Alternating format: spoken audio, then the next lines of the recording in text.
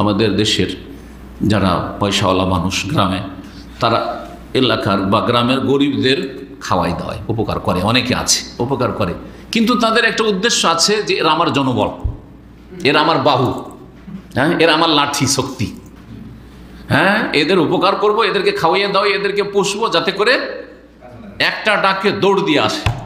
এটা হচ্ছে তামনুন তাস্তাকসির, এহসান করা কি জন্য? বেশি পাওয়ার জন্য, অধিক লাভের জন্য, বেশি পাওয়ার জন্য। জি, ওয়ালা তামনুন তাস্তাকসির, কারো এহসান করে কিছু পাওয়ার আশা রাখিও না, কিছু পাবো নেব ওর কাছে, না না না না। যদি এই আশা থেকে আপনি মুক্ত হয়ে যান তাহলে আল্লাহ আপনাকে দেবেন। কাকে দিয়ে দেবে সেটা আল্লাহর ব্যাপার, পরীক্ষিত এটা। আপনি কারো উপকার করে তাদের কাছে আশা করিও না, তাহলে আল্লাহ আপনাকে তার মাধ্যমে দেবেন, তাদের মাধ্যমে দেবেন, বা অন্য কোনো মাধ্যম দিয়ে দেবেন, ওটা আল্লাহর কাজ, ওটা আপনার কাজ না। এমনকি আপনাদের ছেলেমেয়েরা অনেকের ছেলেমেয়েরা আছে আর অনেকের আসবে ইনশাআল্লাহ। অনেকে বাপ মা ছেলে মেয়েদেরকে মানুষ করে, বরং মেজরিটি এদেরই ছেলে মেয়েকে মানুষ করে কিসের জন্য?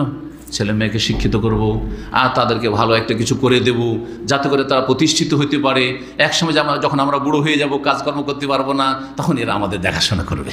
কি এটাই তামনুন তাস্তাকসির না? আপনি এহসান করছেন আপনার ছেলের অথবা মেয়ের, তাদেরকে মানুষ করে দিচ্ছেন, তাদের কাজের যোগ্য করে দিচ্ছেন, কিসের জন্য? কিছু পাবো সেই জন্য। তাস্তাকসির, বেশি আশা রাখছেন না, না, তাদের কাছে আশা রাখেন, তাদের কাছে মোটে আশা রাখবেন না, রবের কাছে আশা রাখবেন। এইখানেও যেন এইটা থাকে লিওয়াজিল্লাহ। যেমন ছেলেমেয়েরা যে ভালো কাজটা করবে বাপ মায়ের ক্ষেত্রে ইন্নামা নুতিমুকুম লিওয়াজিল্লাহ করবে, তেমনি বাপ মায়েরও সেটাই হওয়া উচিত। এটা হচ্ছে ইখলাস, এর নাম হচ্ছে ইখলাস।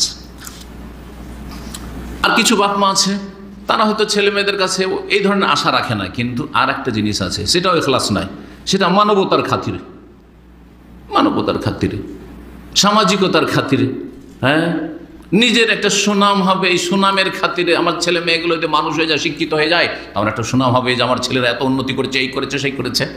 কি পেলেন আপনি? আল্লাহর কাছে কিছু পাবেন? কিছু পাবেন না। তো বিষয়গুলো বোঝার চেষ্টা করবেন। নবী করিম সাল্লাল্লাহু আলাইহি ওয়াসাল্লামকে দেখেন, কোরআনে কারীমের এটা দ্বিতীয় পর্ব। প্রথম পর্ব পড়া, এলেম শিখা আর লিখা। ভালো করে শুনুন, প্রথম পর্ব হচ্ছে ইসলামের শিক্ষা, হচ্ছে পড়ো, লিখো আর এলেম শিখো। জি, কারণ এলেম ছাড়া, লেখাপড়া করা ছাড়া আর কলম ব্যবহার করা ছাড়া কোনো জাতি প্রতিষ্ঠিত হতে পারে না। এটা হচ্ছে কোরআনের প্রথম শিক্ষা। দ্বিতীয় শিক্ষা হচ্ছে এগুলি। জি হ্যাঁ, দ্বিতীয় শিক্ষা হচ্ছে এইগুলি। জি হ্যাঁ, গুরুত্বপূর্ণ শিক্ষা। শেষ নসিহত কি? নবী করিম সাল্লাল্লাহু আলাইহি সাল্লামকে আল্লাহ রাব্বুল আলামিনের ওয়ালি রাব্বিকা ফাসবির, আর তোমার রবের সন্তুষ্টির জন্য, রবের উদ্দেশ্যে ধৈর্য ধারণ করিও। আল্লাহর জন্য ধৈর্য ধরবে। ধৈর্য আমরা ধরি, কিন্তু কখনো কিসের জন্য? নিজের স্বার্থে।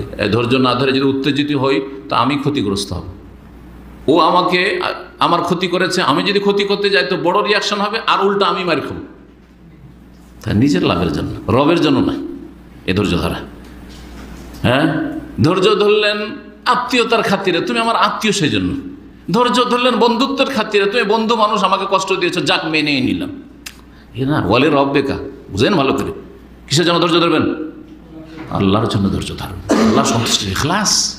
এই ইখলাস শেখানো হয়েছে দ্বিতীয় পর্বে। রবের উদ্দেশ্যে, রবের সন্তুষ্টির জন্য তুমি ধৈর্য ধারণ করো। ধৈর্যের কথা কেন আল্লাহ বললেন? এই তালকিন, এই উপদেশ কেন দিলেন? জি হ্যাঁ, এতে ইঙ্গিত করা হয়েছে নবী করিম সাল্লাল্লাহু আলাইহি ওয়াসাল্লামকে, যেন এটা পূর্বাভাস যে দেখো এমন একটা পরিস্থিতি তৈরি হতে যাচ্ছে যখন তোমার আত্মীয় স্বজন বংশধর তোমার উপর জুলম অত্যাচার করবে, তারা সীমালঙ্ঘন করবে, বাড়াবাড়ি করবে, মানসিক, শারীরিক, পারিবারিক, সামাজিক, সার্বিক দিক থেকে কষ্ট দেবে।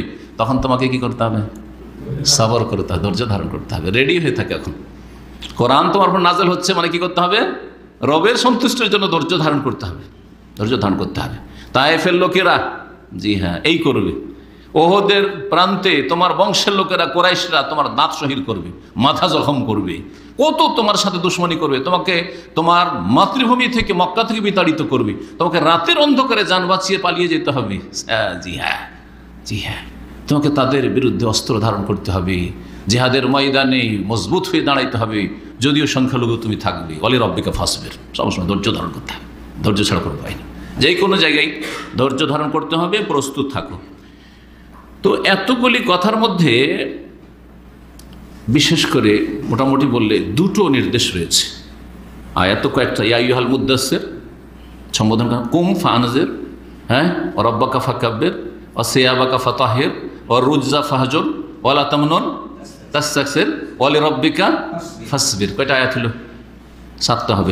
এই মুজাম্মিল দুটো করেনি, 7টার মধ্যে 6টা এখানে কিন্তু উপদেশ বা নির্দেশ আল্লাহ রাব্বুল আলামিন, 6টি হচ্ছে উপদেশ। এই 6টাকে দুই ভাগে ভাগ করা যায়, শেখ সাফিউল মুবারক করে যখন লিখছেন ওয়াতাশতামিলু আলা নাওআইন মিনাত তাকলিফ, এই আয়াতগুলি যে দ্বিতীয় পর্বে যে আয়াতগুলি সূরাতুল মুদ্দাসসিরে নাযিল হয়েছে নবী সাল্লাল্লাহু আলাইহি ওয়াসাল্লামের উপর, এতে দুই ধরনের দায়িত্ব নবী সাল্লাল্লাহু আলাইহি ওয়াসাল্লামের উপর ন্যস্ত করা হয়েছে। দুই রকমের দায়িত্ব ন্যস্ত করা হয়েছে। একটি হচ্ছে তাকলিফুহু সাল্লাল্লাহু আলাইহি ওয়াসাল্লাম বিল বালাগ ওয়াত তাহযীর, নবী সাল্লাল্লাহু আলাইহি ওয়াসাল্লামকে দায়িত্ব দেওয়া হয়েছে যে তুমি এখন আর বসে থাকিও না, মানুষকে সত্য কথা পৌঁছিয়ে দাও, তাবলীগ করো। তবলিগ মানে ইলিয়াসি তবলিগ নয় আবার, জি হ্যাঁ, ইসলামী তবলিগ। তবলিগ মানে ভারতীয় তবলিগ নয়, মেওয়াতের তবলিগ নয়, আর দিল্লি নিজামুদ্দিনের আর কাকরাইলের আর পাকিস্তানের রায়ওয়ানের তবলিগ নয়। কথা বুঝে গেছে? তবলিগ মানে হচ্ছে ইসলামী তবলিগ, মদিনার তবলিগ, কোরআন এবং সুন্নাহর তবলিগ, ওহির তবলিগ করে দাও। বাল্লিগ মা উনজিলা ইলাইকা মির রব্বিকা, যা নাজিল হচ্ছে হবে ইলাইকা তোমার কাছে তোমার রবের পক্ষ থেকে, আল কোরআন ও সুন্নাহ ওহি। জি, তো আল্লাহ রাব্বুল আলামিন কি বললেন? কুম ফানজির। এখন আর শুয়ে থাকলে হবে না, কম্বল জড়িয়ে থাকলে হবে না, আর চাদর পরে কাঁপলে হবে না, হ্যাঁ, আর অসুস্থ থাকলে হবে না, মানসিক দিক থেকে দুর্বল থাকলে হবে না। কুম ফানজির, দাঁড়াও আর এখন মানুষকে সতর্ক করো, সাবধান করো। শিরক না ছাড়লে সাবধান, আর তৌহিদ আঁকড়ে ধরলে সুসংবাদ। এই জন্য নবী সাল্লাল্লাহু আলাইহি ওয়াসাল্লাম দুটোই কাজ করেছেন। এখানে একটা উল্লেখ করা হয়েছে, কিন্তু অন্য আয়াতে বাশীরা ওয়া নাযীরা, সুসংবাদদাতা এবং সতর্ক সাবধানকারী। হ্যাঁ, ইন্না আরসালনাকা শাহিদান ওয়া মুবাশশিরান ওয়া নাযীরা, মুবাশশির মানে সুসংবাদদাতা, ওয়া নাযীরা বা মুনজির, ইন্নামা আনতা মুনজির, হে নবী তুমি হচ্ছে সতর্ক সাবধানকারী। ওয়ালিকুল্লি কওমিন হাদ, প্রত্যেক জাতির জন্য আমি হেদায়েতকারী পাঠিয়েছি। তো এই আয়াতগুলিতে আল্লাহ রাব্বুল আলামিন কি বলেছেন, আর বিশেষ করে এখানকার আয়াতে আমরা ফিরে আসি। অন্যান্য আয়াতগুলি যদিও এখানে সমর্থক হিসাবে পেশ করলাম, কিন্তু এই আয়াতে কি বলা হয়েছে? তোমার কাছে যা নাজিল হবে এখন থেকে বা হচ্ছে, কি করো? পৌঁছাইতে লাগো। প্রথম শিখতে বলা হয়েছিল, আর এখন কি করতে বলা হলো? যা শিখলে আর যা পড়লে তা কি করো? কুম ফানজির, পৌঁছাও, তাবলীগ করো, দাওয়া ইলা আল্লাহর কাজ শুরু করো। কুম ফানজির হয়ে গেল।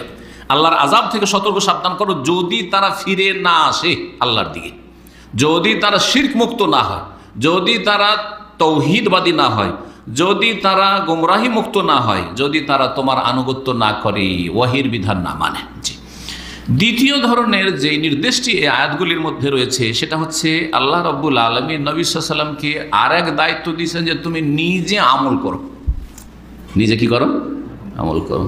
তাহলে সংক্ষেপে এখন করে দিই দুটো বিষয়কে। একটা হচ্ছে তুমি যা শিখলে পৌঁছাও অন্যকে সংশোধনের উদ্দেশ্যে, আর আরেকটা হচ্ছে তুমি যা শিখছো, শুনছো, ওহী নাযিল হচ্ছে, তা কি করো?